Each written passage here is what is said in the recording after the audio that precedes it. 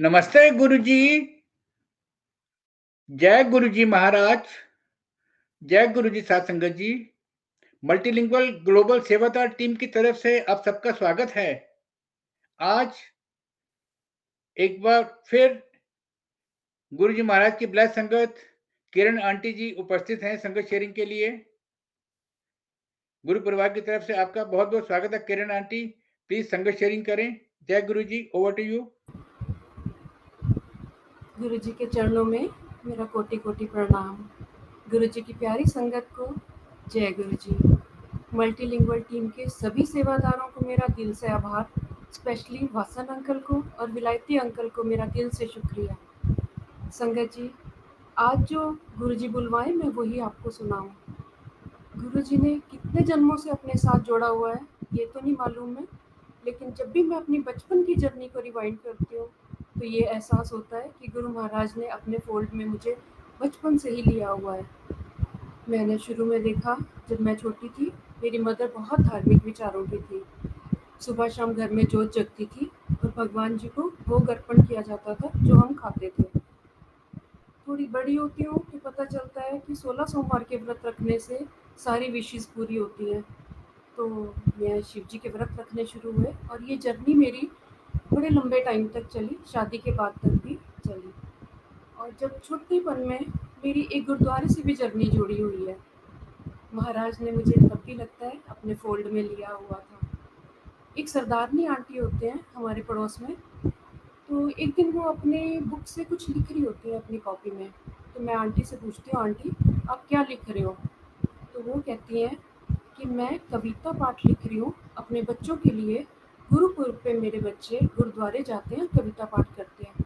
तो मैं उनसे पूछती हूँ, आंटी कोई भी कर सकता है? तो वो कहने लगे हाँ, तू करना है? मैं कहने हाँ जी आंटी मैंने करना है।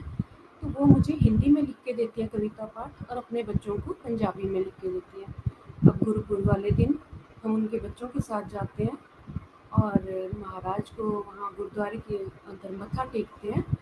उसके बाद अपना कविता पाठ करते हैं, हमें एक कॉपी पेंसिल प्राइज में मिलती है और लंगर प्रसाद करके हम घर आ जाते हैं। मैं हम इसलिए बोल रही हूँ, मेरे से 1.5 साल बड़ी सिस्टर भी हैं, वो भी मेरे साथ जाती थी। हम दोनों वो कविता पाठ करते थे। तो गुरु महाराज ने गुरुद्वारे से भी मुझे जोड़ा हुआ था।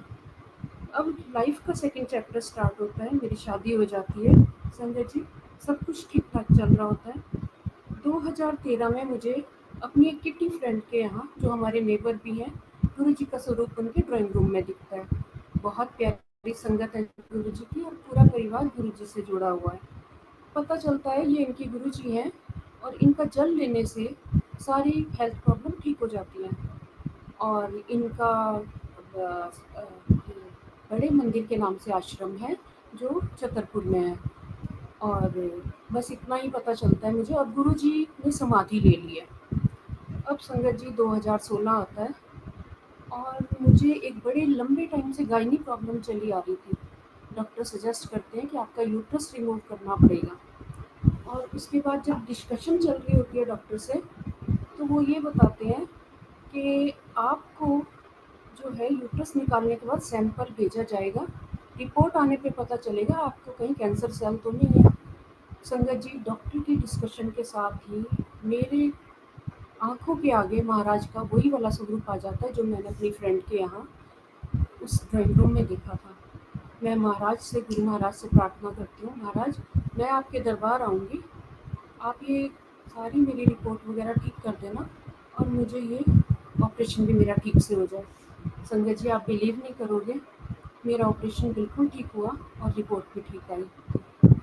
अब मैं गुरु महाराज के दरबार मत्था टेकने जाती हूँ, जैसे मैंने कमिटमेंट की। मैं उन्हीं के साथ जाती हूँ, अपनी फ्रेंड के फैमिली के साथ, और बोलती हूँ उनको मैंने मत्था टेकने जाना। कहते दीदी कोई बात नहीं, आप चलना हमारे साथ। संगत जी, मैं वहाँ चली तो जाती हूँ, लेकिन महाराज से मेरा कनेक्शन नहीं हो पाता है। मुझे डिस्टेंस दिखता है। मुझे ये लगता है कि घर में मेरे कोई गुरुजी वाला माहौल नहीं है, तो मुझे कौन लेके आएगा इतनी दूर? ये लोग आ जाएंगे मुझे लेके 1 बार 2 बार 3 बार, लेकिन मैं बार बार नहीं आ पाऊंगी, बहुत दूर है, मेरा आना भी अकेले मुश्किल है।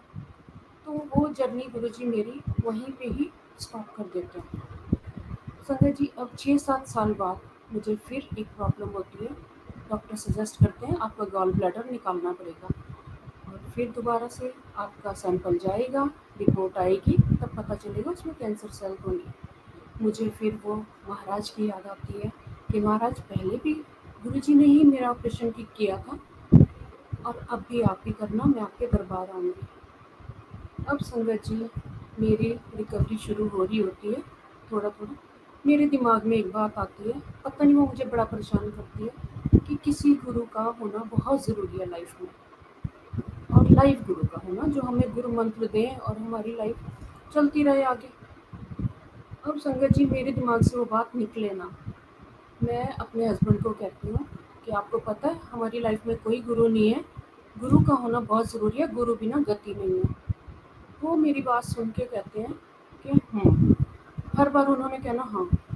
मैं परेशान हो गई क्योंकि वो कुछ नहीं कर सकते थे, मुझे पता था इस बात का कोई आंसर होगा ही नहीं उनके पास, क्योंकि जिस भी गुरु के बारे में, लाइव गुरु के बारे में हम पता चल रहा था, कुछ ना कुछ सुनने को मिल ही रहा था, तो मुझे पता था ये मुझे कहाँ लेके जाएंगे।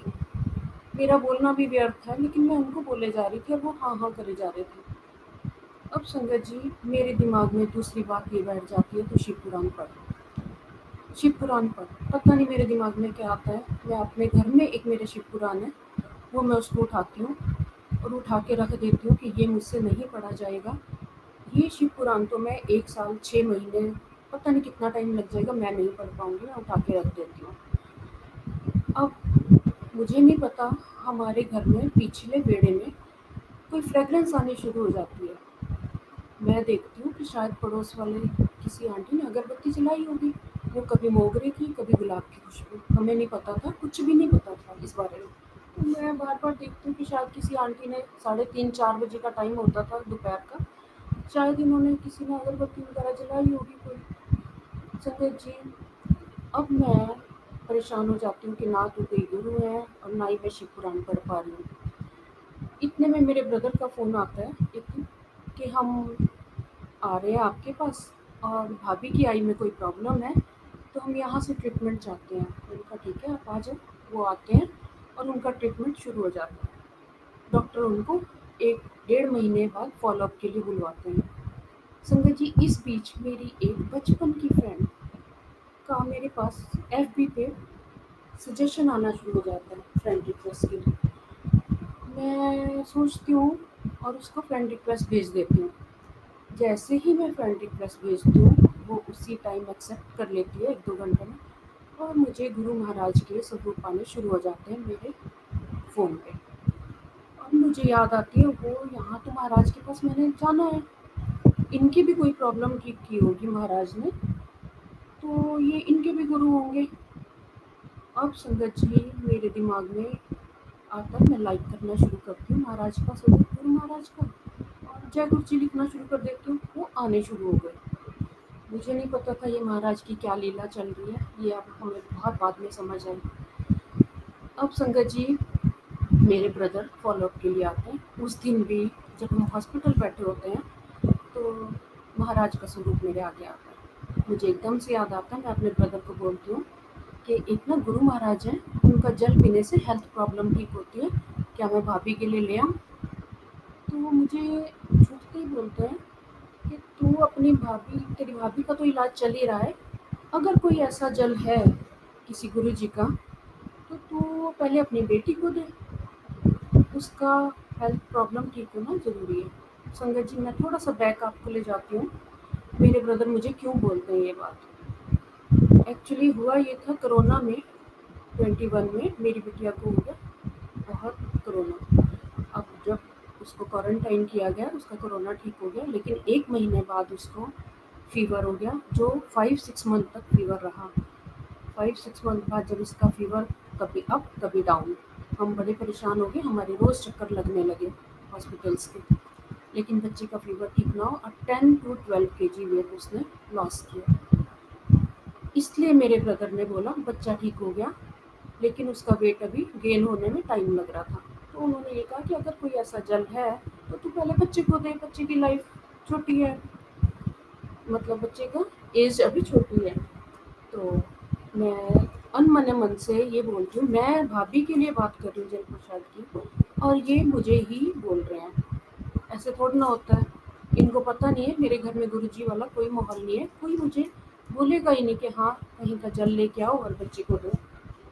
संगत जी, मेरा मन बिल्कुल नहीं करता है बोलने का घर का माहौल देख के। फिर भी मैं अपने हस्बैंड को बोलती हूँ आके, जो टॉक मेरे और मेरे ब्रदर के बीच में हुई। मेरे हस्बैंड छूटते ही बोलते हैं तो इसमें क्या दिक्कत है, अगर कहीं का जल लेने से बच्चे की हेल्थ में इम्प्रूवमेंट होती है तो लेने में क्या बुराई है। ये महाराज की लीला मुझे नहीं पता था, हमारे ये कॉलिंग थी ये। अब मैं जाती हूँ अपनी उसी फ्रेंड के पास जो मुझे 2016 में महाराज के दरबार लेके गए थे। मैं उनको बोलती हूँ मैंने अपनी भाभी के लिए और अपनी बेटी के लिए जल लेने जाना है। कहने लगी दीदी चलना, हम तो जाते ही हैं। उनके साथ एक दो संगत जाती थी, वो जा ही रहे थे मंडे टू मंडे। तो मैंने कहा ठीक है। जब मैं उनके घर जाती हूँ वो मुझे एक लॉकेट सिंदूर और एक पॉकेट सिंदूर देते हैं गुरुजी का। कहती जब तक उस दिन थर्सडे का दिन होता है कि हम जब तक मंडे हम जाते नहीं, आप ये रखो अपने पास। और चलते चलते मुझे वो एक बात कहती हैं कि आप दीदी 5 सोमवार कर लेना। अब मेरे मन में आता है कि मुझे एक सोमवार की परमिशन मिली है सिर्फ जल लाने की, तो मैं 5 बार क्या करूँगी जाके। संगत जी, मैं घर में आके ये कोई बात नहीं करती हूँ 5 सोमवार की, और ना ही मैं उनको कुछ बोलती हूँ।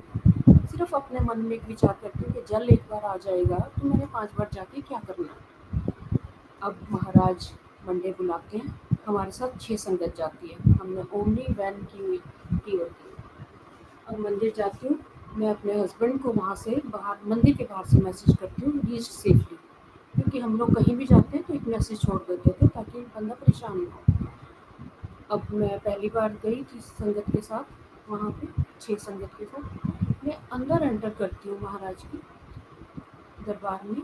दरबार में नहीं, अभी कुटिया के पास जा रही होती हूँ और मैं शिव जी की मूर्ति के पास जा रही होती हूँ। वहाँ पे मेरे मन में ये आता है कि तू एक बार फोटो खींच ले, घर में जाके दिखाना कि कितना सुंदर मंदिर है।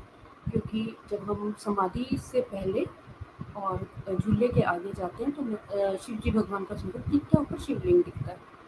संगत जी, भीड़ हो रही होती है, लाइन लगी होती है बहुत ज़्यादा, तो मैं अपना फ़ोन हाथ में मेरे होता है, निकालती हूँ और कैमरा क्लिक करती हूँ, कैमरे पे टच करती हूँ, कैमरा ऑन नहीं होता। मैं एक बार कर रही हूँ नहीं हो रहा, मैं 2 बार कर रही हूँ नहीं हो रहा। मैंने क्या किया, अपना दिमाग लगाया जो मुझे नहीं लगाना चाहिए था, ये मुझे बड़ी बाद में पता चला। मैंने सोचा कि व्हाट्सएप तो है ना, उसका कैमरा मैं ऑन कर लूँगी। संगत जी, मैं व्हाट्सएप पे क्लिक करती हूँ, टच करती हूँ, ऑन नहीं होता। मुझे नहीं पता मेरे महाराज मुझे उस टाइम देख रहे होते, मेरी स्कैनिंग कर रहे होते कि ये कर क्या रही है। अपनी जुतियां नाल अपना दिमाग छटके नहीं आई। मैं इसमें दसता कि मैं प्रैक्टिकल करके दिखांदा है तो कर ले जो करना है। संगत जी, मेरे दिमाग में दरबार की सीढ़ियाँ चढ़ते चढ़ते ये लगा कि मेरे फ़ोन को हुआ क्या। अभी तो मैंने मैसेज किया था अपने हस्बैंड को। मैं आती हूँ दरबार में, अंदर जाती हूँ, माथा टेकती हूँ, ना मुझे अपनी भाभी याद आती है ना मुझे अपनी बेटी याद आती है। मैं महाराज के सामने खड़े होके बहुत रो रही हूँ, बहुत मेरे आंसू निकल रहे हैं और मेरे महाराज मेरे मुँह से निकलवा रहे हैं मेरे हस्बैंड को बचा लो, उन्होंने कुछ नहीं किया है। पंकज जी, मैं बिल्कुल सोच के नहीं आई कि मैंने क्या बोलना है, और मैं ये बोल रही हूँ आपको पता है उन्होंने कुछ नहीं किया, मुझे नहीं पता आप कैसे ठीक करोगे सब, आपको करना पड़ेगा।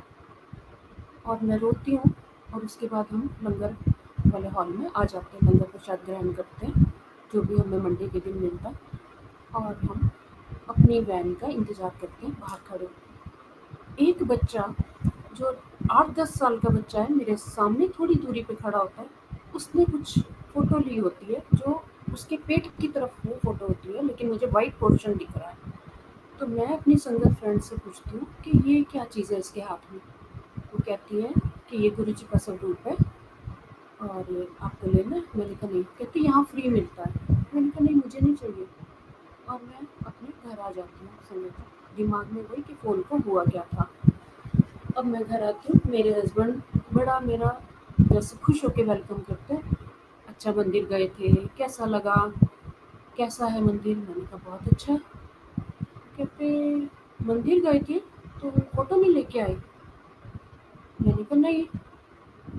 कहते हैं कि जाने का क्या फ़ायदा हुआ अगर गुरुजी की फ़ोटो नहीं लानी थी तो। मैंने कहा फ़ोटो नहीं बोलते, सबूत बोलते हैं। हाँ, हाँ, जाने का क्या फ़ायदा हुआ अगर गुरुजी का सबूत नहीं लाना था। संगत जी, ये दूसरा करिश्मा। घर में कोई माहौल नहीं है गुरुजी वाला, लेकिन गुरुजी की फ़ोटो के लिए पूछा जा रहा है मेरे से। मैंने एकदम छूटते ही कहा, वो सारी संगत 5 बार जाएगी, मुझे भी जाना है। मेरे हस्बैंड कुछ नहीं बोलते, मेरा रास्ता क्लियर हो जाता है। मुझे कुछ भी एक्सप्लेनेशन देने की ज़रूरत नहीं पड़ती। अब समझ आ जाती है कि मैं 5 बार जा सकती हूँ, क्योंकि इन्होंने तो कुछ कहा ही नहीं मुझे।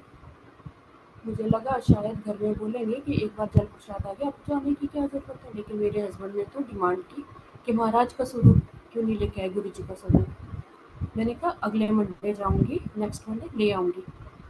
संगत जी, नेक्स्ट मंडे का मैं वेट करने लगी और नेक्स्ट मंडे आता है। मैं महाराज के दरबार जाती हूँ, वहाँ पे अंदर एंटर करती हूँ, दर्शन करती हूँ, माथा टेकती हूँ, लंगर हॉल में जाते हैं। ये मैं आपको नवंबर एंड की बात बता रही हूँ। मुझे जो चाय प्रसाद मिलता है वो बहुत ठंडा होता है। तो मेरे साथ वाली संगत दूसरा चाय प्रसाद पीती है, मुझे पूछती है कि आप भी लोगे। मैंने कहा, मन में सोचा कि चलो ले लेती हूँ।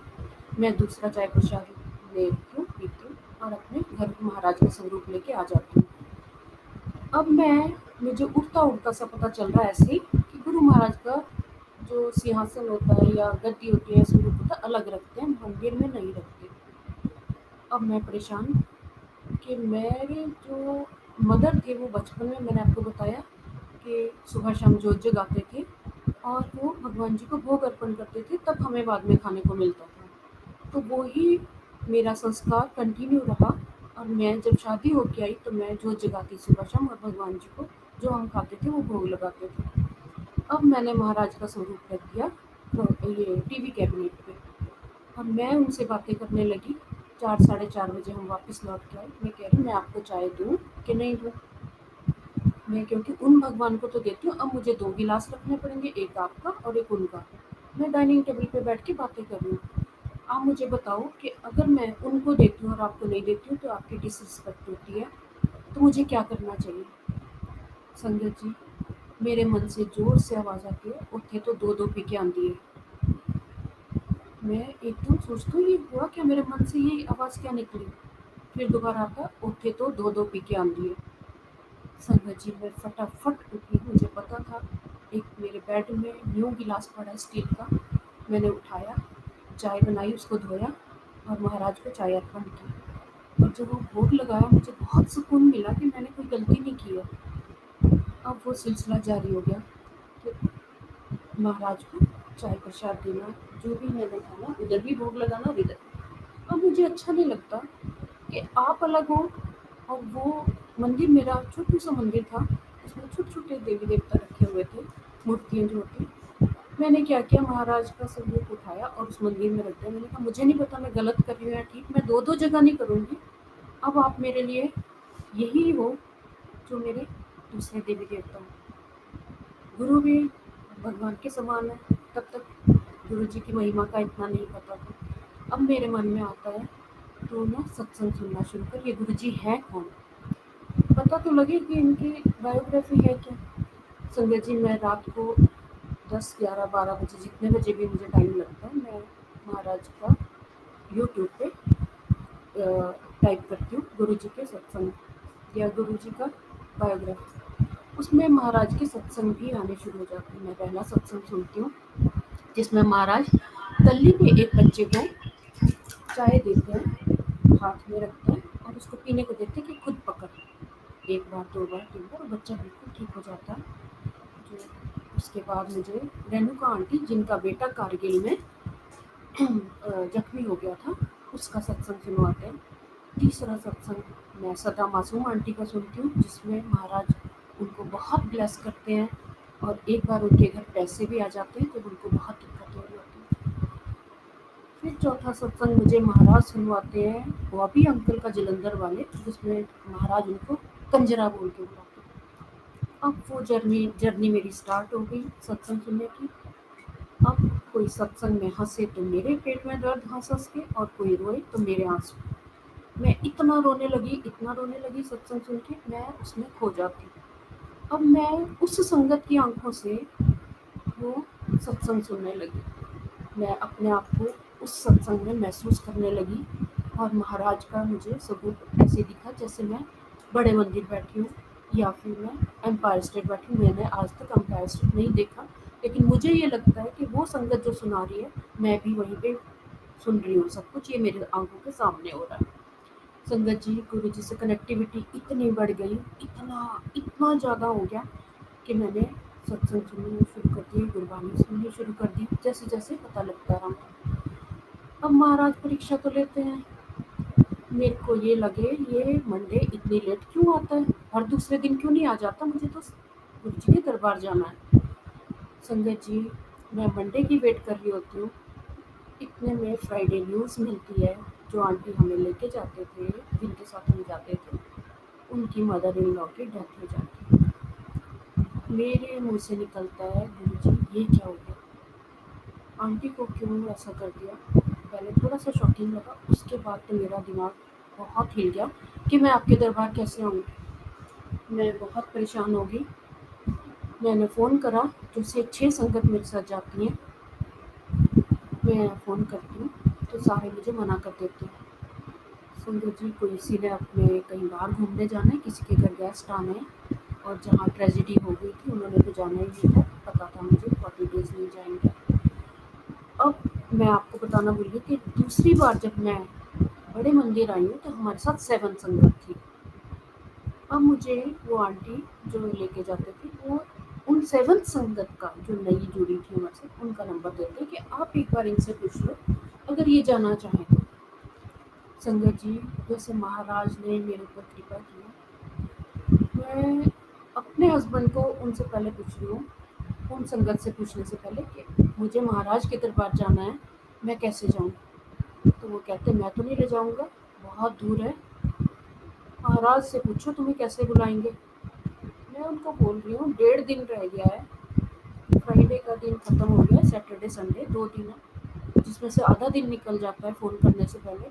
मैं कहती हूँ 1.5 दिन रह गया, महाराज मुझे कैसे ले जाएंगे, कोई गोद में उठा के थोड़ा ना ले जाएंगे।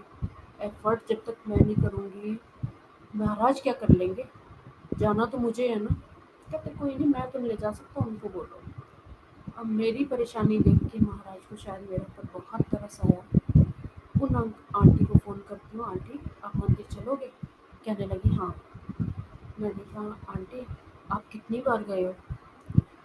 संजय जी, आप ध्यान से सुनना मेरी बात।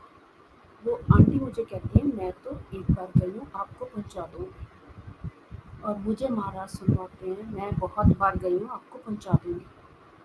मैं उनसे बार बार पूछती हूँ, मैंने कोई 4-5 बार फ़ोन कर दिया, कभी टाइम पूछने को किस टाइम जाएंगे, कभी कैसे जाएंगे, कभी किसके साथ जाएंगे। और वो हर बार मैं यही पूछ रही हूँ उनसे कि आंटी आप कितनी बार गए हो। वो कह रही हूँ मैं तो एक बार गई हूँ, और मुझे महाराज सुनवा रहे हैं मैं बहुत बार गई हूँ। अल्टीमेटली मंडे डिसाइड हो जाता है हमारा। हम मेट्रो स्टेशन, सिर्फ 2 ही लोग होते हैं, हम मेट्रो स्टेशन पहुँचते हैं। वहाँ पे मैं उनको फिर पूछती हूँ, महाराज मेरे से बुलवाते हैं, आंटी आप कितनी बार गए हो। कहती मैंने आपको बताया तो है, मैं एक बार गई हूँ, वो भी अपने हस्बैंड के साथ किसी की गाड़ी में, लेकिन मैं आपको पहुँचा दूँगी। मैंने कहा आपको पता है मैं क्या बोल के आई हूँ घर में, कि आप बहुत बार गए हो। वो इतनी ज़ोर से हंसी और मैं भी, कि महाराज ने ऐसे बुलाना था मुझे। कहती कोई बात नहीं, महाराज की मर्जी है, मैं आपको पहुँचा दूँगी। संगत जी, वो दिन मेरी ज़िंदगी का इतना प्यारा दिन था, मैं बता नहीं सकती आपको। वो जो फीलिंग मैं एक्सप्रेस कभी नहीं कर पाऊँगी, जो मेरे अंदर विचार भाव सब उमड़ रहे थे महाराज के लिए कि मैं आपसे मिलने आ रही हूँ, आपको पता मैं कितनी मुश्किल से मिलने आ रही हूँ। और मेरे महाराज मुझे कह रहे तू एक कदम बढ़ा, मैं 100 कदम बढ़ा के तेरे को लेने आती हूँ।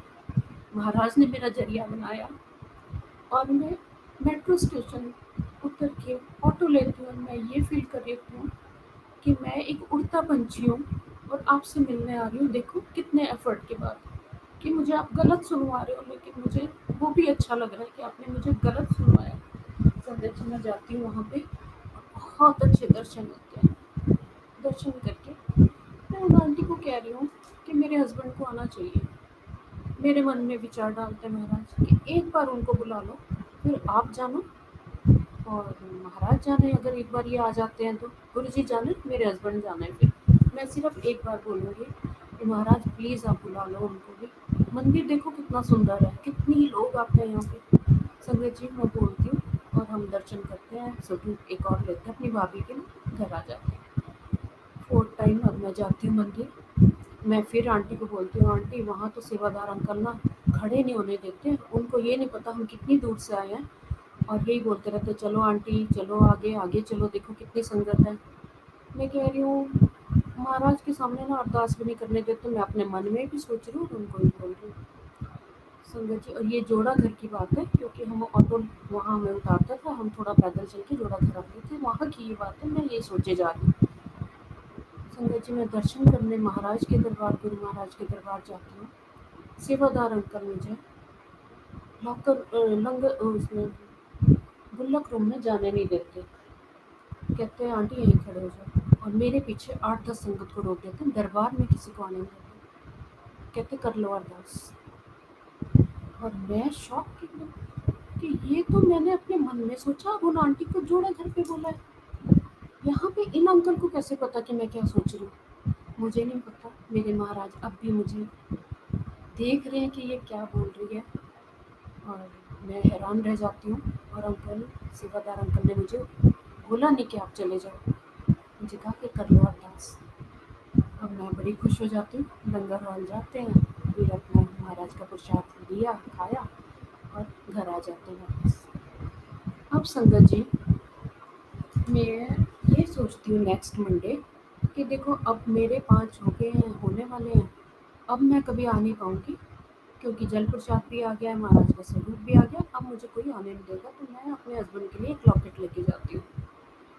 संगत जी लॉकेट लेके जाती हूँ, वहाँ पे सेवादार अंकल के पास जाती हूँ, अंकल लॉकेट स्वरूप है? कहने लगे नहीं। मैंने कहा अंकल पॉकेट स्वरूप मिल जाएगा? कहने लगे नहीं। मैंने कहा फिर क्या मिल सकता है? कहने लगे गुरुजी का चरण स्वरूप मिल जाएगा। मुझे लगा कि जैसे लक्ष्मी माता के छोटे छोटे चरण होते हैं ना, दिवाली पे मिलते हैं, मैंने कहा ऐसे महाराज के चरण होंगे, मैं अपने मंदिर में रख लूँगी, क्योंकि मेरा मंदिर बहुत छोटा सा है। संगत जी वो मुझे टोकन देने के बाद कुछ बोलते हैं जो मुझे अच्छा नहीं लगता, और मेरी आंखें भर आती है। मैं ये सोचती हूँ कि मैं अंकल को वापस कर दूँ ये टोकन, लेकिन महाराज मुझे 2 कदम पीछे करने की बजाय 4 कदम आगे विंडो के पास भेज देते हैं। मैं वापस नहीं जा पाती और आगे चल जाती हूँ, अपनी आंखें भरी हुई लेके कि मैंने ये क्यों लिया टोकन, किसी और के काम आ जाता। अब मैं सेवादार आंटी के पास जाती हूँ, टोकन देती हूँ, तो मेरे को वो महाराज का चरण स्वरूप देते हैं। चरण स्वरूप देख के मेरा एकदम, मैं इतने बड़े चरण स्वरूप क्या करूँगी, मैंने कभी देखे ही नहीं थे, देखे थे तो कभी मुझे याद नहीं था, कभी याद ही नहीं आया कि कैसे होते हैं।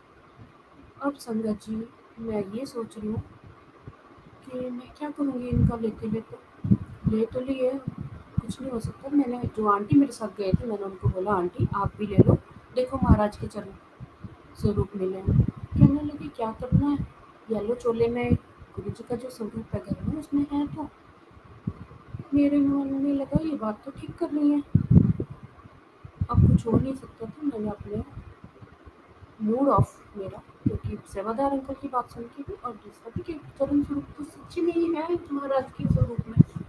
अब मैं घर आती हूँ, मेरा मूड बिल्कुल ऑफ, अब मेरे हस्बैंड उसी तरह स्माइल करके मेरा इंतज़ार कर रहे हैं और दरवाज़ा खोल रहे हैं और कह रहे कैसा रहा दर्शन, मैंने कहा बहुत अच्छा। और कहने लगे आज क्या मिला, मैंने कहा मैं ना आज ये गुरु जी का चरण स्वरूप लेके आई। कहने लगे इतना क्यों सोच सोच के बोल रहे हो, गुरु महाराज के चरण घर में पड़े हैं तो ये तो बहुत अच्छी बात है। और वो लेते हैं और बहुत खुश हो जाते हैं अपने हाथ में। मैंने कहा हम रखेंगे कहाँ? कहने लगे कहीं भी रख देंगे, महाराज के चरण है, जहाँ महाराज चाहेंगे वहाँ लग जाएंगे। मैंने कहा हमारे घर में इतनी जगह ही नहीं है, मंदिर में तो जगह ही नहीं है। कहने लगे कोई बात नहीं। मैंने कहा ये ना मैं अपनी भाभी को दे दूँगी। कहने लगे उनके लिए और ले आना। मैंने कहा अच्छा चलो कोई बात नहीं, ये ना हम गाड़ी में लगा देंगे डैश बॉक्स के ऊपर।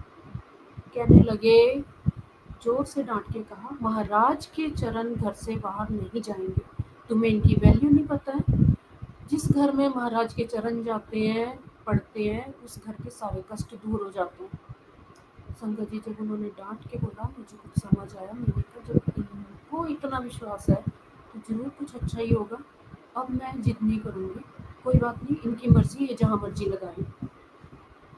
अब महाराज के चरण भी आ जाते हैं, मेरी विजिट्स सारी पूरी हो जाती है महाराज के दरबार की, गुरु महाराज के दरबार की। अब जो मैंने सत्संग सुनने शुरू किए थे वो कंटिन्यू रहते हैं। अब मेरे दिमाग में आता है शिव पुराण पढ़, कहीं से मुझे पता चलता है कि 100 पेजेस का शिव पुराण मार्केट में मिलता है। मैंने कहा ये तो बड़ा इजीली पढ़ा जाएगा। मैं संगत जी मार्केट जाती हूँ, जो हमारी नियर बाय मार्केट है, उसमें अंकल कहते हैं, शॉपकीपर अंकल, मैं मंगवा दूँगा। उसके बाद मैं सेकंड टाइम जाती हूँ, वो कहते हैं नहीं आया। थर्ड टाइम जाती हूँ, 2-2 दिन के गैप पे, वो ये कहते हैं कि अभी नहीं आया है, अगली बार जाके शॉप पर। अब मैं सोचती हूँ कि ये तो मुझे मिल नहीं पा रहा है, अब नए साल पे तो मैंने पढ़ना शुरू करना है। संगत जी मेरा दिमाग बहुत परेशान हो जाता है और मैं वो जो मेरे घर में शिव पुराण था वो मैं पढ़ना शुरू करती हूँ। 1 जनवरी ख़त्म हो जाती है, 2 जनवरी को स्टार्ट करती हूँ कि अब नहीं मैंने पढ़ा तो फिर मैं पढ़ नहीं पाऊँगी। संगत जी ये वो शिव पुराण है जो मेरे हस्बैंड ने 1993 में पढ़ा हुआ था। महाराज मुझे 30 साल बाद 2023 में वही शिव पुराण शुरू करवाते हैं। अब आप शिव पुराण की महिमा सुनो। मैं 20 साल से जो पूजा करती आ रही हूँ वो भी मैं कर रही हूँ। उनमें 7 या 8 चालीसा होते थे, पूरा सुंदरकांड का पाठ, दुर्गा सप्तशती, एक नित्य उपासना, और भी बहुत सारे करने की सोच रही थी क्योंकि परेशान थी कि ये जो मुसीबत सिर पे है ये ख़त्म हो। और मैंने महाराज का शिव पुराण भी पढ़ना शुरू कर दिया। अब वो पूजा सारी करने में मुझे, आप ये देखो, अगर मैं 11 बजे बैठ रही हूँ, 11:30 बैठ रही हूँ तो मुझे 1:30 बज रहा है, 2 बज रहा है, ब्रेकफास्ट के टाइम पे मेरा लंच हो रहा है। अब मैं वो पढ़ती जा रही हूँ और मैंने सत्संग भी जाने शुरू कर दिया, जो वीकली सत्संग हमारे घर के पास होता है, 10 मिनट्स के डिस्टेंस पे।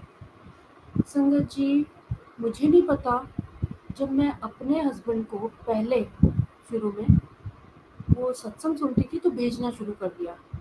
मैंने एक सत्संग भेजा, अगले दिन पूछा आपने पढ़ा, कहते नहीं। मैंने दूसरा सत्संग भेजा, मैंने कहा आपने सुना, कहते नहीं।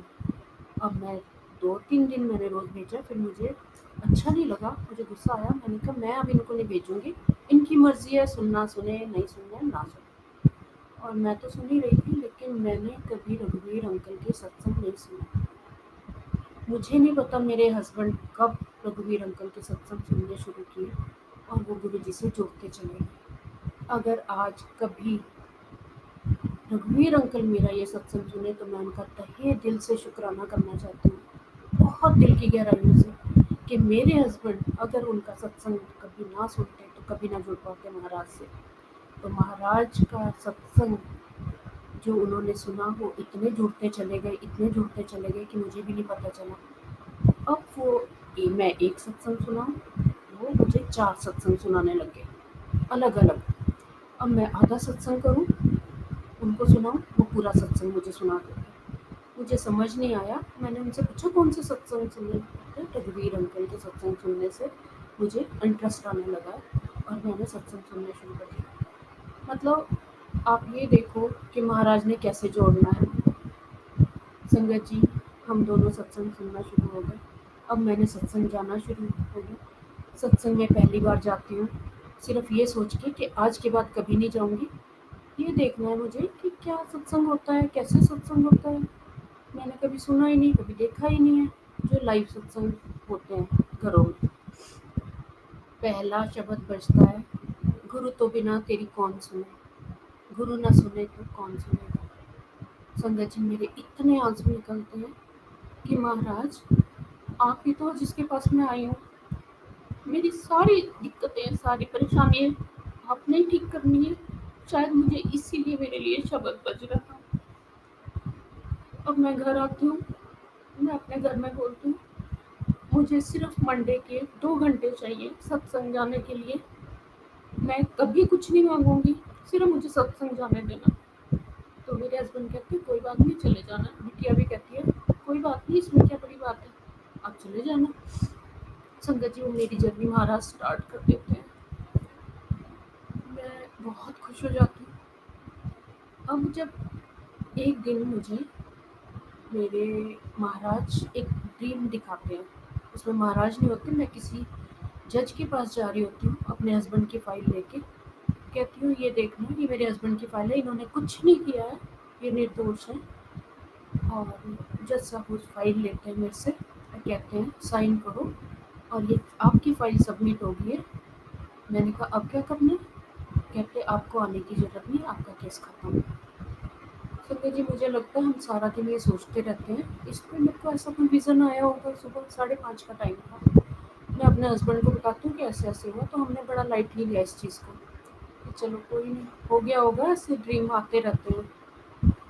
संगत जी, अब मैं अपने हस्बैंड के पीछे पड़ जाती हूँ कि आप किसी से मिलो, क्योंकि हमें गुरु जी से जुड़ने के बाद किसी पंडित ने बोला था कि आपकी ये जो भी प्रॉब्लम है, ये किसी बड़े से मिलने के बाद इसमें क्लैरिटी आएगी। अब मैं उनके पीछे पड़ना शुरू हो जाती हूँ कि आप किसी से मिलो, आप किसी से मिलो। तो वो सुनते हैं और मुझे कहते हैं कि नहीं, मुझे किसी से नहीं मिलना है। फिर संगत जी, मैं आपको बताया मैं बहुत सारी बुक्स पढ़ती थी। तो मैंने क्या किया, एक दिन मेरे मन में आया कि ये बुक्स मैं पढ़ती तो हूँ, लेकिन 4 पेजेस के बाद मुझे नहीं पता मैं क्या पढ़ रही हूँ। एक डर होता है हमारे बीच दिमाग में कि अगर हम इनको छोड़ देंगे तो हमारा अनर्थ हो जाएगा, जो काम बनना भी होगा वो बिगड़ जाएगा। सिर्फ एक डर के मारे हम ये सारी चीज़ें पढ़ते हैं। तो मैं उस सत्संग जाती हूँ और मेरी कनेक्टिविटी तो बनी गई। एक दिन मेरे मन में आता है कि मैं जिन आंटी के घर जाती हूँ सत्संग में, मैं उनको बोलती हूँ कि आप क्या करते हो, आप महाराज से भी जुड़े हुए हो, तो जो वो कहेंगी वो भी करूँगी। मैं आंटी के पास जाती हूँ और आंटी को बोलती हूँ, आंटी मैं ना बहुत पूजा करती हूँ, आप मुझे सजेस्ट करो मुझे क्या करना चाहिए। आंटी कहती है देखो, आपके मन में जो आता है आप वो सुनो, मन की आवाज़ सुनो, आपको जो ठीक लगता है वो करो। अब मेरी प्रॉब्लम तो नहीं थी भाई। संगत जी, उस दिन चोला चेंज हो रहा होता है महाराज का। अब मैं 2 आंटियाँ चोला चेंज करती हैं, एक होती है 20 साल की, एक होती है 35 या 40 के बीच में। मैं उनको कहती हूँ मुझे कोई सेवा दे दो, मिल सकती है? कहते हैं हाँ। एक आंटी मुझे उनमें से गुरु महाराज के जोड़े दे देती है, कहते हैं आप ये क्लीन करो। मैं माथे से लगाती हूँ, महाराज को बोलती हूँ महाराज मैं बहुत पूजा करती हूँ, मुझे क्या करना चाहिए। मेरे मन में ये बात बार बार इसलिए आ रही है क्योंकि मेरे हस्बैंड ये बोलते हैं कि रघुवीर अंकल कहते हैं कि एक को मानो, आप 4 जगह कदम रखोगे, 4 नाव में पैर रखोगे, आप कहीं के नहीं रहोगे, आपका कोई नहीं सहारा बनेगा। और मैं जो सत्संग जाने लगी, मुझे वहाँ भी रिंकू वीर जी की जो भी मैं शब्द सुनती हूँ उनमें किसी ये कि आप बार बार हर जगह कदम रखोगे, हर जगह टांगे फंसाओगे तो कुछ नहीं होने वाला है, एक को मानो। अब मैं महाराज से बोली महाराज मैं तो इतने 40 से पढ़ती हूँ, मैं आपसे ही प्रार्थना कर रही हूँ, तो मुझे क्या करना चाहिए। मैं वहाँ पे जाती हूँ उन आंटी के पास, उन आंटी से फिर वही क्वेश्चन करती हूँ, पहले अलग आंटी से किया, अब दोनों आंटियों से।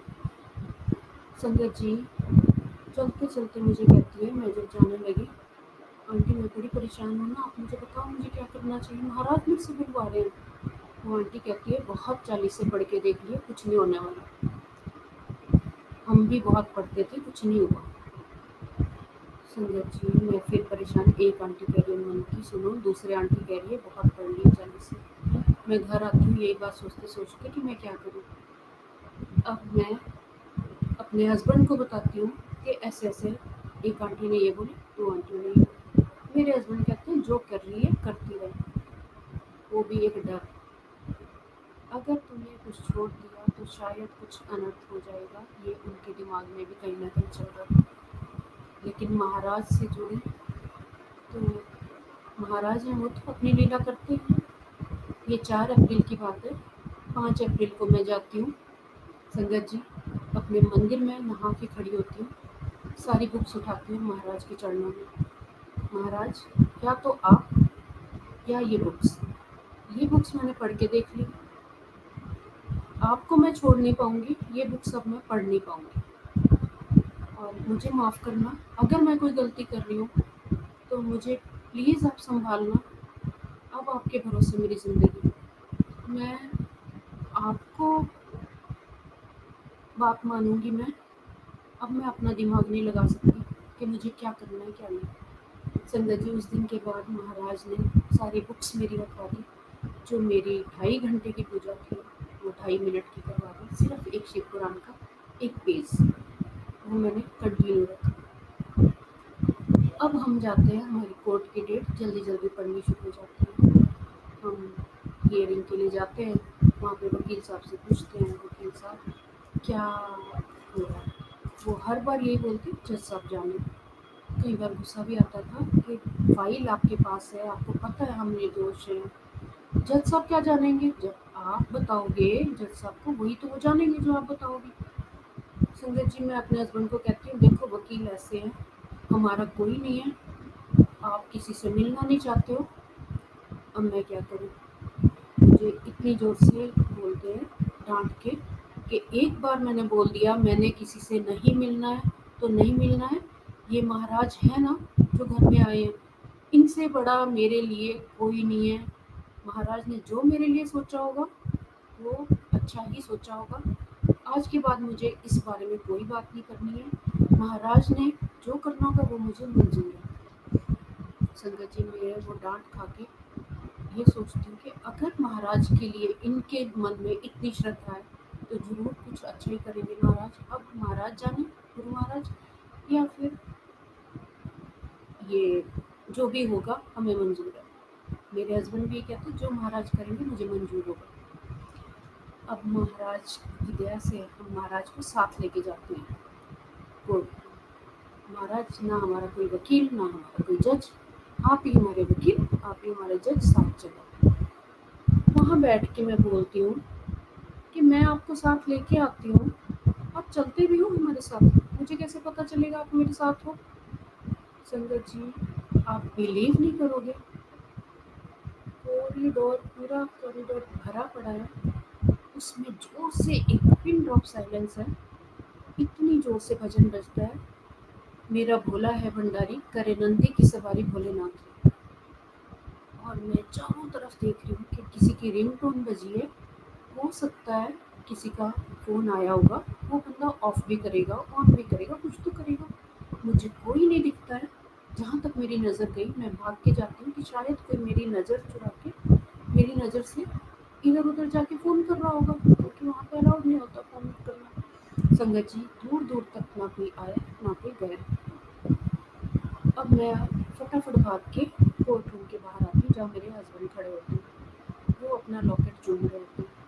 मैं उनको पूछती हूँ बाहर आने के बाद क्या हुआ था। कहने लगे मुझे महाराज की बहुत फ्रेगरेंस आ रही थी, जैसे मेरे अंग संग खड़े हैं। उनको नहीं पता मेरे मन में क्या चल रहा है, मैं गुरु जी से क्या क्वेश्चन कर रही हूँ, और मुझे नहीं पता उनके मन में क्या चल रहा है। महाराज मुझे ये बताते हैं कि कर ले कन्फर्म, मैं तुम्हारे साथ ही हूँ। महाराज ने दो दो बार ये कंफर्मेशन दी। संगत जी, हम घर आते हैं, बहुत अच्छा लगता है, अब हम कोई बात नहीं करते दोनों हस्बैंड वाइफ। महाराज ने हमारे दिमाग से निकाल दी बात कि कोई हमें टेंशन भी है। अब अगली बार जाते हैं, जब उससे पूछते हैं वकील साहब से, वकील साहब हमें ये बताओ केस जा कहाँ रहा है। बस उनके मुँह से एकदम निकलता है 90% आपका केस पीपी को समझ आ गया, 10% जज साहब को समझ आना चाहिए। संगत जी, मैं और मेरे हस्बैंड दोनों एक दूसरे की शक्ल देख रहे हैं कि ये तो वर्ड्स हमारे महाराज के हैं। बोलते 90% कष्ट मैं काटता हूँ, 10% आपको भुगतनी है, और वो भी पता नहीं चलेगा कैसे निकल जाएगा। संगत जी, नेक्स्ट हियरिंग आती है, मेरा शिव पुराण का लास्ट पेज उस दिन, और हम कोर्ट जाते हैं लास्ट पेज पढ़ के। और उस दिन शिव पुराण का संपूर्ण होता है, और वहाँ पे हमारे जज साहब हमारे पेपर्स लेके बैठे हुए हैं और कह रहे हैं कि इन पेपर्स पे साइन करो। हमने कहा क्या करना है, कहते कुछ नहीं, पेपर सबमिट होंगे आपका केस खत्म। संगत जी, वो भी जो महाराज ने मुझे ड्रीम में दिखाया, same A to Z words. और मैं हैरान कि जज साहब है नहीं चेयर पे, अपनी कुर्सी पे, तो ये ऐसे कैसे बोल रहे हैं? जज आएंगे तभी तो हमें फैसला सुनाएंगे अपना। संगत जी जज आके ही नहीं, और वो तुम्हें फैसला महाराज का था। मैं देख रही हूँ कि जज अब भी आए, अब भी आए। मेरा ध्यान एकदम जज की कुर्सी पर जाता है, क्योंकि वो खाली खड़ी होती है। उसमें एक रेड फिटेड कुशन पीछे लगा हुआ है चेयर पे, जो हमारे महाराज की कुर्सी पे। हमारे घर में एक स्वरूप है जो बड़े मंदिर से आया है। महाराज ने व्हाइट चोला पहना हुआ है, उसमें वो पीछे हल्का सा महाराज टिल्टेड बैठे हुए हैं, और फिटेड कुशन दिख रहा है रेड कलर, सेम पूरी जज की कुर्सी। और मुझे साइड में महाराज दिखते हैं कुर्सी पर बैठे हुए व्हाइट कुर्ते पजामे में। क्या इन्हें थोड़ा ना करना है जजमेंट? इस केस का जज तो मैं हूँ, ये फैसला तो मैंने देना। संगत जी, मैं आपको बता नहीं सकती वो फीलिंग, महाराज का वो करिश्मा। मैं कहती हूँ इतने खुश हम लोग, और महाराज की फ्रेग्रेंस हमारे घर तक हमें छोड़ने आई, पूरे रास्ते फ्रेग्रेंस। और महाराज की लीला का हमें पता ही नहीं चला कि ये केस कैसे खत्म हो गया। महाराज ने इतना ज़्यादा हमें ब्लेस किया, इतना ज़्यादा प्यार दिया, मुझे समझ नहीं आया। और फिर हम दोनों महाराज से इतना जुड़ गए, पूरा परिवार जुड़ गया। जुड़ तो पहले ही गए थे, महाराज की लीला थी कि एक बार मेरे पास आओ तो सही, तुम्हारा कल्याण तो मैंने करना है। संगत जी, ये मेरा सत्संग है, बहुत सत्संग है। गुरु महाराज ने बहुत प्यार दिया है। छोटे छोटे बहुत सत्संग है जिसमें महाराज ने दिखाया, मैं प्रैक्टिकल करके दिखाता, कोई और होवे तो करके दिखाया। और वो चीज़ हमारे साथ हुई है। महाराज ने इतना प्यार दिया है। संगत जी, मैं मल्टीलिंगुअल टीम का शुक्राना करना चाहती हूँ, क्योंकि ये भी मेरा एक छोटा सा सत्संग है कि जब मैं महाराज को बोलूँ, महाराज आपने हमारा इतना कल्याण किया है, मुझे ये तो सुनाना ही चाहिए सबको। तो मैं कैसे सुना सकती हूँ? मेरे पास कोई नंबर नहीं है, कैसे सुरेश वासन अंकल का नंबर मिलेगा? संगत जी, मुझे महाराज मेरे दिमाग में डालते हैं कि इसको फ्रेंड रिक्वेस्ट भेज। मेरे दिमाग में 3-4 नंबर आते हैं। मैं वासन अंकल को अपनी फ्रेंड रिक्वेस्ट भेजती हूँ, वो एक्सेप्ट नहीं करते। शायद उनको इतना बिजी होते हैं, मुझे नहीं पता था कि वो देखेंगे नहीं। उसके बाद मैं सदा मासूम आंटी को भेजती हूँ, शायद यहाँ से मुझे वासन अंकल का नंबर मिल जाए। मैं 1-2 आंटियों को और भेजती हूँ, लेकिन महाराज मेरे दिमाग में विलायती अंकल का नाम डालते हैं। तो विलायती रूप तो विलायती रूप मैं विलायती अंकल को फ्रेंड रिक्वेस्ट ढूंढती हूँ, उनका नाम, और फ्रेंड रिक्वेस्ट भेजती हूँ। अंकल एक्सेप्ट कर लेते, शायद अंकल को नहीं पता, या पता होगा, मुझे नहीं मालूम। संगत जी, महाराज की दया से अंकल एक्सेप्ट कर लेते हैं, और मैं अंकल को मैसेज लिखती हूँ, अंकल मुझे सत्संग शेयरिंग करनी है, आप मुझे वासन अंकल का नंबर दे सकते हो? अंकल ने मुझे उसी तुरंत वासन अंकल का नंबर दिया। मैं वासन अंकल को मैसेज करती हूँ, लेकिन कोई फ़ोन नहीं आता। मैं फ़ोन भी करती हूँ तो अंकल नहीं उठाते, इतने बिजी होते हैं, मुझे आज पता लगा। तो संगत जी, अब मैं महाराज को बोलती हूँ, ये आपकी मर्जी है, अगर आपकी इच्छा नहीं होगी तो शायद मैं सत्संग नहीं शेयर कर पाऊंगी। जिस दिन आपकी मर्जी होगी उस दिन अंकल को फ़ोन आ जाएगा मेरे पास। संगत जी, 8-10 दिन बाद फिर मैं महाराज से पूछती हूँ कि ये आपकी मर्जी है ना कि मैं फ़ोन सत्संग ना करूँ? संगत जी, विदिन 5 मिनट्स में अंकल का फ़ोन आ जाता है मेरे पास, और मैं आंसुओं से ये पूछ रही, महाराज अभी तो मैंने आपसे बात की है कि वासन अंकल का सत्संग मैं कैसे कर सकती हूँ, उनका नंबर कैसे मिलेगा, और आपने फ़ोन करवा दिया। वासन अंकल मुझसे बात करते हैं, और मैं रोते रोते उनसे बात करती हूँ कि अंकल, मैं आपसे आपके बारे में महाराज से अभी पूछ ही रही थी कि मैं क्या करूँ, कि मैंने सत्संग शेयर करना है। ये मेरे महाराज की लीला है, छोटी छोटी बात भी सुनते हैं, छोटी छोटी बताते हैं। मैं तुम्हारे अंगसन हूँ, तुम्हारे को तो मैंने बड़े टाइम से ब्लेस किया हुआ है, बड़े टाइम से अपने फोल्ड में लिया हुआ है। संगत जी, ये मेरा सत्संग है। आगे महाराज और भी आज्ञा देंगे तो मैं सत्संग सुनाऊंगी। मैं इस मल्टीलिंगुअल टीम के जरिए उन सब संगत का, उन सब लोगों का बहुत तहे दिल से शुक्राना करना चाहती हूँ जिन्होंने महाराज को जोड़ने में, महाराज से मुझे जोड़ने में अपना महाराज ने उनको माध्यम बनाया है और महाराज से मैं जुड़ी और मेरा कल्याण हुआ। जय गुरु जी। शुक्राना मेरे मालिक, लख लख शुक्राना। मेरे मन में एक ही बात आती है कि तू ना फड़दा साडी बात असा रुल जाना सी, सानू कितने में मिलती था, असा रुल जाना सी। जय गुरु जी। शुक्राना महाराज का लख लख शुक्राना जो ये सत्संग शेयरिंग की सेवा दी है। Thank you so much. जय गुरु जी।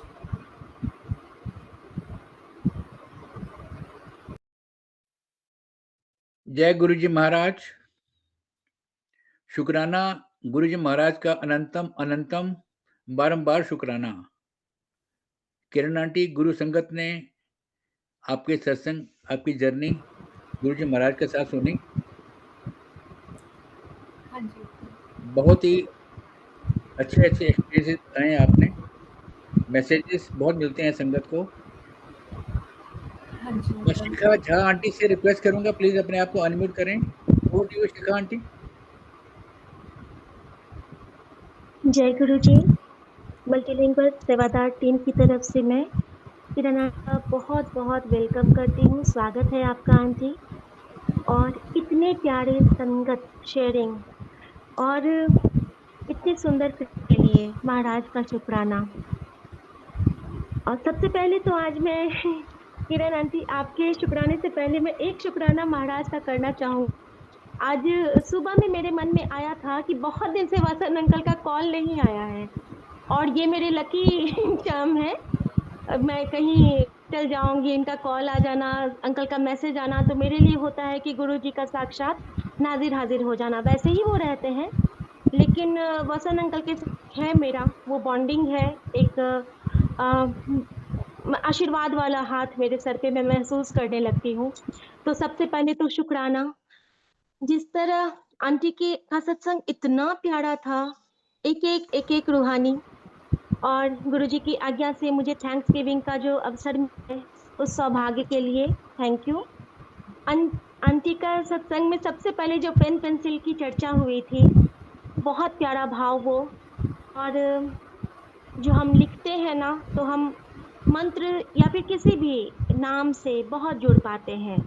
चाहे हम कोई भी मंत्र लिखें, जैसे गुरुजी ने मुझे भी हुक्म दिया हुआ है कि हर दिन तू मंत्र जाप लिखेगी, एक बार लिखेगी लेकिन लिखेगी। तो उसके बाद से ना मेरे कपाट जो कहते हैं ना वो खुलते हैं, डांट लगती है, समझ में आता है कि यहाँ गलत कर रही है, यहाँ सही कह रही है। तो शुक्राना आंटी, वो एक प्यारा रिप्लाई कि तू जो लिखती है वो सही करती है। दूसरा कि गायनी प्रॉब्लम, कैंसर का जो आपने सत्संग किया और गुरुजी ने रिपोर्ट नॉर्मल किया, ये हम सबके साथ होता है कि हम थोड़े से लापरवाह होते हैं और जब परेशानी आती है तभी हमें गुरुजी याद आते हैं, ये बात तो तय है। लेकिन गुरुजी ने सिखलाया है कि किस तरह से हम उनसे नाता जोड़ें, और आपने किस तरह से कहा कि हमने कमिटमेंट किया है तो पूरा करेंगे।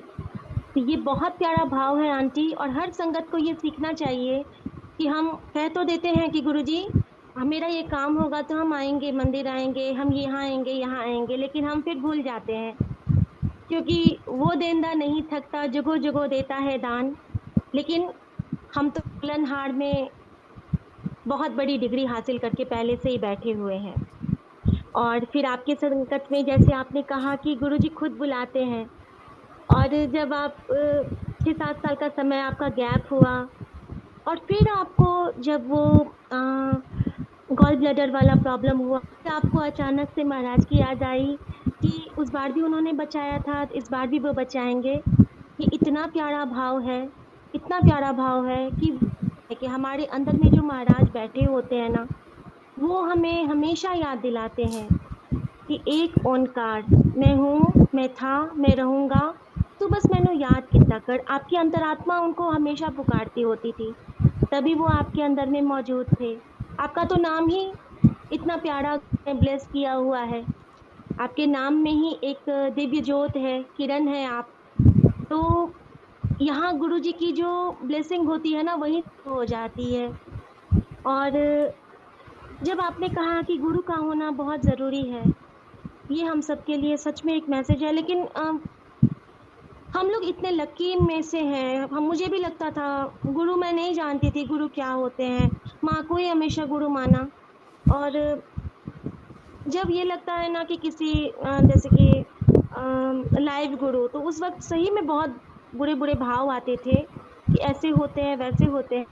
लेकिन जब गुरुजी की मनमोहिनी सूरत देख लो ना, उसके बाद सच में हमें एक अजीब-सा पारलौकिक आनंद, एक चश्मे नूर कहते हैं, चश्मे मधुर है हमारे गुरुजी। मन इधर-उधर डोलता ही नहीं है। बस जो लास्ट में आपने कहा कि उनके चरणों में उनके अलावा कुछ नहीं, एक तकिया भरोसा, ये अद्भुत है, इनकी महिमा ही अद्भुत है। शिव पुराण का पाठ, ये मेरे लिए रिप्लाई था आंटी, थैंक यू।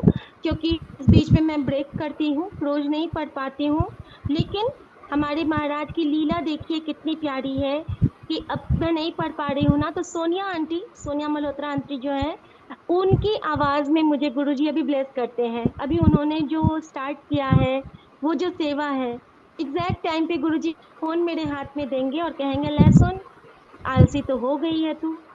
तो आंटी यहाँ भी आपने मुझे बहुत-बहुत हम सबको ब्लेस किया है, और शिव पुराण का पाठ करने के लिए भले 1 पेज, लेकिन रोज़ करने के लिए आपने हमें फिर से रास्ता दिखाया है। आपके रूप में गुरुजी की आवाज़ थी वो हम सबके लिए। और यहाँ पे आपने इतना सुंदर सत्संग किया है, तो उसके लिए मैं आपको ये कहना चाहूँगी कि गुरु बिन ज्ञान और गुरु संग, गुरु बिन ध्यान और गुरु संग ध्यान, गुरु बिन राम और गुरु संग राम। इन सब में ना जब हम लोग उनके बिना थे, के बिना हमने ज्ञान प्राप्त किया। ज्ञान प्राप्त तो हम लोग कभी कर ही नहीं सकते हैं, बहुत हमारे कर्म औखे हैं। लेकिन ये हम जो कुछ भी संगत शेयर करते हैं, आपस में बात करते हैं, एक-दूसरे के दुःख में दुखी होते हैं, असली ज्ञान यही है। और गुरु बिन ध्यान और गुरु संग ध्यान, जो पहले आपने कहा कि आपके पास इतनी सारी आप अ, पढ़ते थे सप्तशती या फिर पुराण, गुरु ग्रंथ साहिब, जितना भी पाठ वगैरह हम पहले भी पढ़ते थे ना, हम पहले भी भगवान से जुड़े थे, बट वहाँ पे हमारी डीलिंग होती थी, और अब हमारी बिना डीलिंग के हीलिंग हो जाती है। इतनी बड़ी रहमत है हमारे दाता की। हम तो बोलते भी नहीं हैं और वो सुन लेते हैं। पहले भी तो यही था ना आलम, भगवान तो वही थे। ले गुरु बिन ध्यान हमारा भटकता था, और गुरु संग ध्यान वो हमें पकड़ के रखते हैं। अभी तुझे इसको पढ़ना है तो तेरे कष्ट काटने हैं, मैं साथ हूँ। और ये जो साथ वाली हिम्मत बख्शते हैं ना दाता, उसका तो कोई जवाब ही नहीं है। और लास्ट में वही था कि गुरु बिन राम और गुरु संग राम। गुरु जी ने हमें भगवान से ऐसे जोड़ दिया है कि अब सब में वो है और कण कण में दिखते हैं। और जल प्रसाद की महिमा आपने बताया, और किस तरह आपके भैया ने बेटी के लिए कहा, मतलब हर जगह कोरोना के टेस्ट से बाहर निकलना, आपके सत्संग से इतना इतना इतना हम लोगों का कष्ट कटा है। आपका चरण का मिलना जो था वो मुझे भी बहुत ऐसा ही लगा था। और जब चरण आए थे ना, तो मैं बहुत रोई थी, मैं बहुत रोई थी कि गुरुजी कब से इन चरणों के तले थी। पकड़ स्वरूप के साथ तो आप आए थे, लेकिन जिस दिन वो आए थे ना, मैं रास्ते पर उनको झपी पाके आई थी, ऐसा लगा था मेरी माँ मिल गई है। बहुत शुक्राना आंटी, आपने सिर्फ गुरुजी का संगत नहीं शेयर किया है, आपने हम सबको लाइफ के बहुत सारे प्रॉब्लम से किस तरह हमने गुरुजी को, गुरुजी के चरण का स्वागत आपके पति के द्वारा करवाया गुरुजी ने, कि अगर महाराज के चरण हैं, उन्होंने कहा आपको, तो ये एक रिप्लाई था गुरुजी का कि देख, तुझे तो लगता है कि मैंने उससे नहीं जोड़ा, लेकिन क्या पता तुझे मैं उससे पहले जोड़ चुका हूँ। हम नहीं समझ पाते, हमें लगता भी हम ही आती है हमारी कि मैं तो कर रही हूँ, मेरे पति नहीं कर रहे, क्या पता वो हमसे ज्यादा जुड़े हैं। ये रिप्लाई भी मेरे लिए था कि हमारे पति का नाम सुमन, कैंसर से बाहर निकाले हैं गुरुजी उनको, लास्ट स्टेज कैंसर से, और बिल्कुल ठीक है, सब काम कर रहे हैं। और जब मैं कहती हूँ कुछ, तो वो कहेंगे कि मुझे डांट देंगे कि है ना गुरुजी, तुम क्यों ये करती हो, चिंता मत, अब मैं तारीफ करूंगी गुरुजी का अरे हमेशा तुम गुरुजी की बात की हो, अगर वो सुनाना शुरू करे तो फिर मुझे चुप होना पड़ता है। तो अपनी अपनी कनेक्शन, अपनी अपनी बॉन्डिंग, एक ही फैमिली में हम सबकी अलग अलग जर्नी चलती है गुरुजी महाराज के साथ। लेकिन गुरुजी तो निराले हैं, वो हम सब संगत परिवार को बहुत ब्लेस करते हैं। और मैं यही कहूंगी कि एक तकिया भरोसा तेरे चरनादा, होर साड़ी ढाइयां ढेरियां, सबको मानो सबको पूजो, लेकिन चरण इन्हीं के गहो, क्योंकि इन चरणों में आ गए तो सारा संसार मिल जाता है। किरण आंटी, आपका बहुत शुक्राना मल्टीलिंगुअल सेवादार टीम की तरफ से। भूल चूक कोई हो तो माफ करना। वसन अंकल, आपको भी बहुत थैंक यू। महाराज के चरणों में मैं छोटा सा एक लाइन कह के आज्ञा लूंगी और वसन अंकल को दूंगी। मेहरा वाले साइया राठी, चढ़ना देखो, चढ़ना देखो राखी, चढ़ना देखो, एक तकिया भरोसा तेरे चरना दा, और साड़ी ढाया ढेरिया। आज्ञा प्रभु। Vasan uncle, over to you. Thank you आप सबको। जय गुरु जी।